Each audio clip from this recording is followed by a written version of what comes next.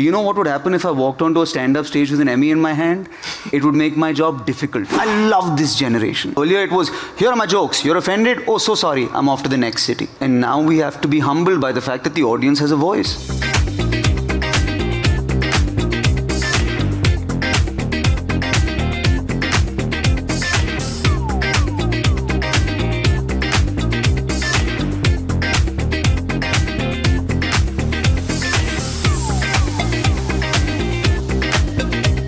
You know, you're thought-provoking, your shows are thought-provoking, they say tough things, people are getting more and more thin-skinned, I feel around, especially as a news person, you know, it's very difficult not to, you know, be pointed a finger at for taking a side. I find that very hard in comedy, and you kind of have managed to do it. You managed to kind of say tough things, you make fun of people, and you've been commercially successful at that. You've got a show on Netflix, you've been Emmy nominated. Why hasn't that happened to other comics? Specifically, if I can name one guy, Kunal Kamra, who was, you know, incredible humor, incredible writing. Why haven't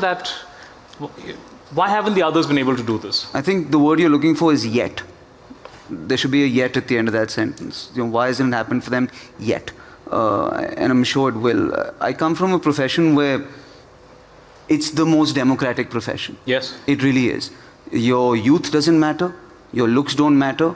Your dad doesn't matter and your mom doesn't matter when you're on stage. Your fame doesn't matter. If, God willing, one is kind enough to receive an Emmy, do you know what would happen if I walked onto a stand-up stage with an Emmy in my hand?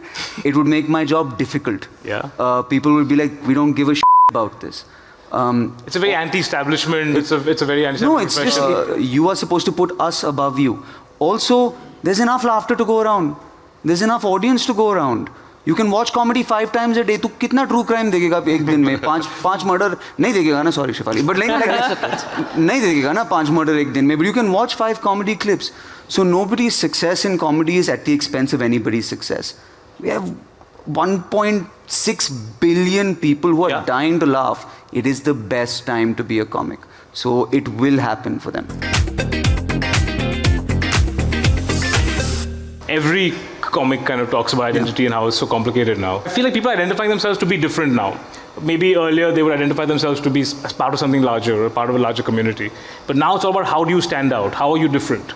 Does that affect your art? No. If you want to play devil's advocate, something that comedians have had to contend with now that we're having a hard time adjusting to is earlier it was, here are my jokes, you're offended? Oh, so sorry, I'm off to the next city. And now we have to be humbled by the fact that the audience has a voice. It's just as loud as ours. You know, and we have to contend with their feedback in the most humble manner. I was telling Shefali this also. I love this generation. I love it. They destroyed stardom. Think about that. They destroyed celebrity in a second. And they value artistry. Earlier, what was the illusion? That only Ranbir or someone beautiful got to stand in front of the mountain and have beautiful music and beautiful lighting. These guys do that 5 times a day on Instagram. They look behind the curtain. So it's no longer undeniable or inaccessible to them. So now what else are you? What other identity do you have? What are your values? How is your behavior? Who are you? Then I'll follow you. These people are not fans, they're audience members. I've waited for them for a long goddamn time, you know? And for them to follow you and not be fans, are you, not you, but like, do you feel people who have a lot of followers, are they forced to be more authentic, or are they able to get away by faking it? I don't think you can fake it anymore. I think this generation smells bullshit a mile away.